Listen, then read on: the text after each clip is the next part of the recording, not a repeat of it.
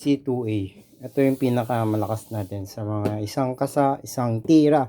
Okay, hindi porket airsoft, hindi porket airsoft automatic. Hindi po automatic ang mga airsoft. Meron din mga spring type, isang kasa, isang tira ha. Okay, iano natin bago natin yan Kasi may mga tao kasing pag sinabing airsoft, bibili sila tapos pag natatanggap na, galit na galit. Sabi, bakit walang gas? Bakit walang mga BB loader? Tandaan nyo, walang 1,300 na nilalagyan ng gas. Walang airsoft na gas type na 1,300. Walang ganun. Okay, bali ang mechanism ng spring type, ikasa mo, itira mo. Ibala. Ikasa mo, itira mo. Ikasa mo, itira mo. Ikasa mo, itira mo. Ganun lang ang ating mga spring type pa. Ganun lang. Okay. Paliwanag din natin yung mga natin. Kasi may mga peeling peeling. Ano nyo na? Bali, yung mga unit natin, may gas-gas talaga yan dahil kumikis-kis sa box. Okay, bali, sa shipping pa lang galing China, China to Philippines, kumikis-kis na yan. Kasi iba, galit na galit Gamit na daw yung nabili niya. Tandaan nyo, mga gas type ang mga unit kong laruan. Hindi po ako gumagamit ng mga spring type. Kaso marami akong mga spring type dito. Okay, bali medyo na tayo. I-explain ko lang kasi ito ang pinaka best seller.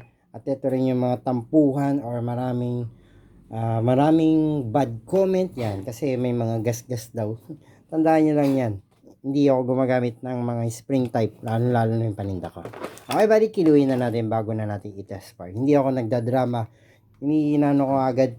Kinokorek ko agad yung mga maarte. Kasi minsan may mga maarte. Ito rin yung tips natin. Pag binuksan mo yung magazine, ang daming gas-gas niyan. Okay, pag tinignan mo yung pampabigat, may kalawang din yan May kalawang. Kaya wag ganong masyadong maarte.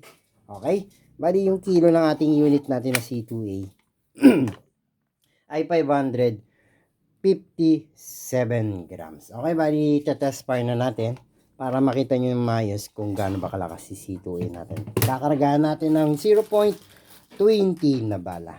Okay?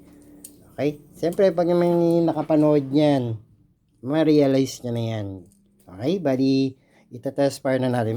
Marami kasi maaarte dito sa TikTok. Okay, buddy. I-test fire na natin. Okay, buddy. Test naka-record na. Shhh, alis dyan. Okay, buddy. Test fire na natin. Hindi gumana. Okay, wait lang. Minsan, kailangan kasi nakababa yung test fire natin. 282. Yung lakas niya para sa 0.20. Ay, 12 pala. 12. Sorry, 12. Okay. 0.12 pa rin to Nilagyan ko ulit. Okay. 285. Okay, bali 0.20 na tayo. 0.20 yung medyo mabigat. Okay, bali test fire. 190. Yung FPS niya sa 0.20.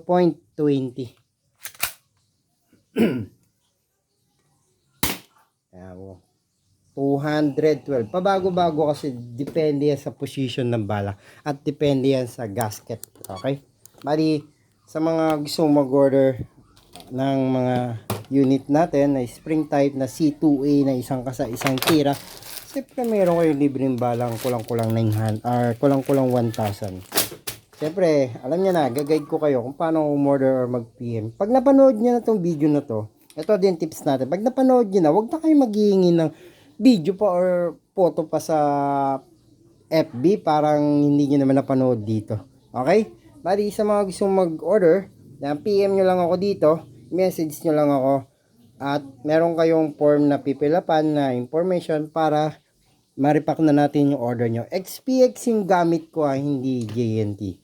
Okay, XPX, COD, at sagot ko na yung shipping. Okay, warning lang kapag order kayo, dapat i-receive nyo.